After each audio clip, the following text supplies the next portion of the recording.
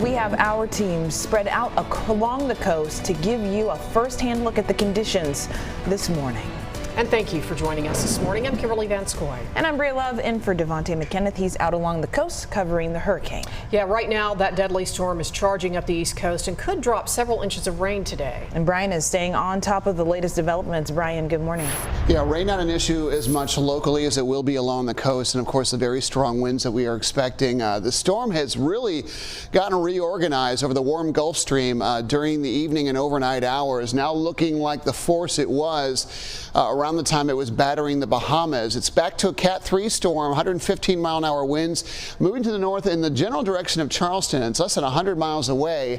This is going to start to turn soon and move in the general direction of Wilmington and the Outer Banks as we go through the day today. A lot of rain and wind along the coast. We've seen gusts in the Charleston metro area that have been over 60 miles per hour so far. Heavy storms along this band have prompted several tornado warnings in that area, and a tornado watch has been issued for the coastal sections of northern South Carolina and southern North Carolina, including the Wilmington area, for the next hour or so. We do actually till mid-afternoon this afternoon, around 4 o'clock. A flood watch is in place for coastal areas too. We're not expecting a ton of rain here, but we are going to be not very far away, just a couple of counties away from the edge of the steady rain coming in. Very warm and muggy this morning. Often is the case. You feel a little beachy outside when there's a hurricane approaching, and we'll feel that way for much of the day with high temperatures close to 80. We'll be in the 70s for most of today.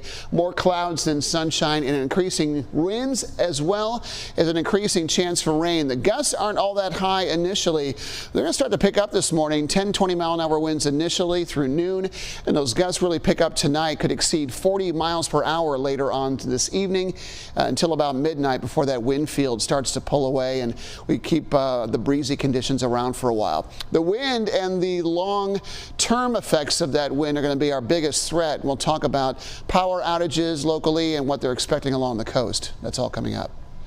The death toll in the Bahamas from Hurricane Dorian has gone up drastically. Officials say at least 20 people have died, and that death toll is expected to rise in the coming days. And here at home, North Carolina already reporting the first death from Hurricane Dorian.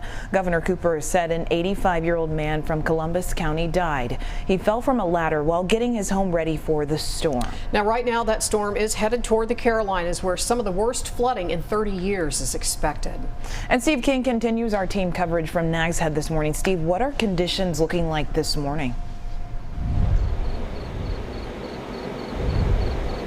Well, it's much windier than it was yesterday, that's for sure, and the sea is much louder as well. With this wind picking up, the curfew is going to be put in place here in Dare County at some point. County leaders say they haven't decided on one yet, but they are going to put one in place at a later time. Now, people here on the island are doing some last-minute preparations, both laying down sandbags in front of doors. Businesses are boarding up windows, and homes are boarding up windows as well, some of them at least. Now, some people decided to stay back and not evacuate their homes. County leaders want those people to at least have 72 hours of supplies on hand.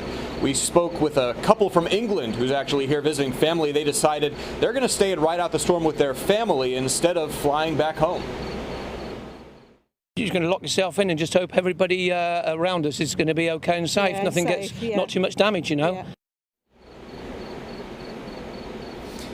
Now, many people were at grocery stores last night stocking up on last-minute supplies. Other people were at restaurants trying to enjoy one last meal before most of the restaurants on the island presumably close. Now, swimming has not been allowed here in Nags Head or Dare County for the last 2 days, and it's going to remain that way through the storm. But for now, reporting live from Nags Head, Steve King, WXII 12 News. Steve, thank you. Well, this morning, all across the state, first responders are waiting for whatever Dorian will dump on North Carolina. Meredith Stutz is live in Rocky Mount. She's following members of a Triad rescue team. And Meredith, what is their mission and who are they owned by?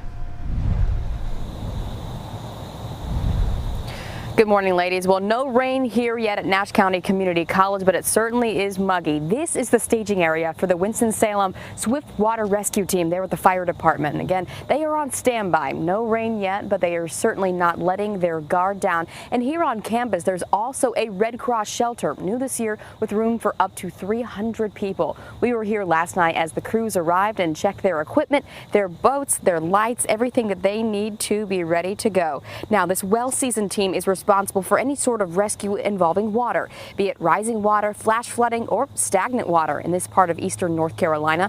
They are also joined by the members of the North Carolina National Guard based out of Morganton. When asked, the captain of the rescue team says his crew is ready.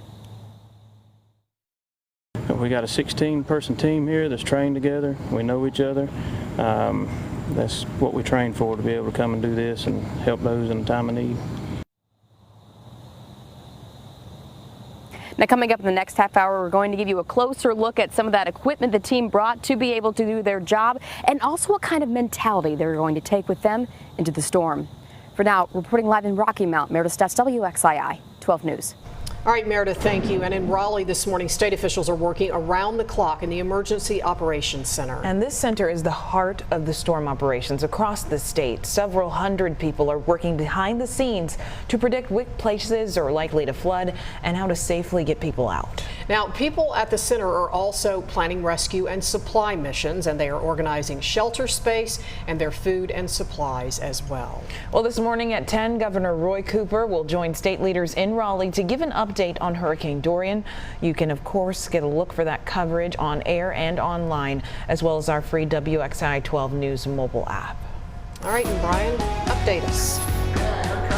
Conditions are going to get pretty rough over much of the Carolinas today through about midday tomorrow is that window. South Carolina, again, we're watching that eye just drift northward. We haven't yet seen that northeast turn that we're anticipating. Yesterday, we noticed some model runs later on. We're trying to bring the storm onshore near Oak Island or south of Wilmington anyway, and keep it on land until it exited somewhere into central Outer Banks. Now, those models have corrected and shifted that storm back to the right, but we are expecting the storm to be very impactful, whether it makes landfall or not, all up and down the Carolina coast. Already seeing some pretty big impact, heavy rains. Some of the chatter from the National Weather Service in Charleston indicating that they've seen downtown Charleston over 15 inches of rain already. The storm is still on the move, closing in. They got through one high tide okay without massive inland flooding coming in. Another one about 2 o'clock today. We'll see if storm surge accompanies that as well. We're expecting a 4 to 7 foot storm surge all the way up the Carolina coast to the Virginia border, and even north of that, we're starting to see some bands starting to pinwheel around. Now, the storm has strengthened overnight. Category 3 winds at 115 miles per hour. It'll weaken some. We're expecting winds around 100 miles per hour as it begins to pass by our coast. You can see it'll pick up some forward speed, get very close to Bald Head Island, and then moving northward toward Cape Lookout and Hatteras, where I think that's the most likely landfall point still. At Cone has narrowed considerably, but it is a coastal track which will limit our impact, and that storm just races off. By Monday, it's back in the North Atlantic, being picked up by the jet stream. Conditions over the area are going to be wetter, I think, by later today.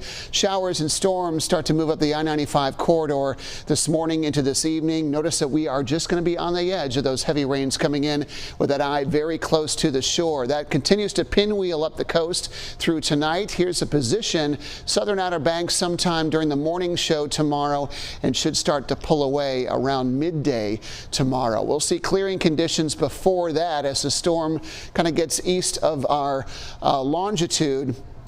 And we'll start to see more sunshine developing. Breezy conditions will continue into Friday.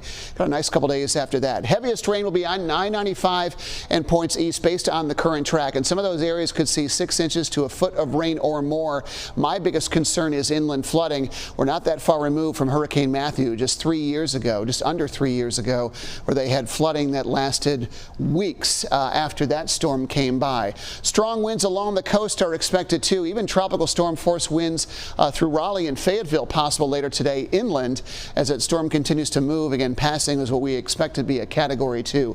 So that coastal impact will be bigger. Flash flooding, isolated rainfall over a foot, and again, wind gusts to 70 miles per hour, possibly higher in some of those coastal areas that border water where those winds can move a lot faster. We'll have less rain, spotty at best, and some wind gusts up to about 30 or 40 miles per hour later in the day. But again, I think we should avoid the heavy rain based on that current track. Southern and eastern areas have a better chance for seeing rain, but we should stay well below flood potential. Nice couple of days once the storm exits, and then we're back to the 80s. Up next on this Thursday morning, we're checking on conditions live from South Carolina, where parts of the state are already seeing flooding. It's 5:10. We'll be right back.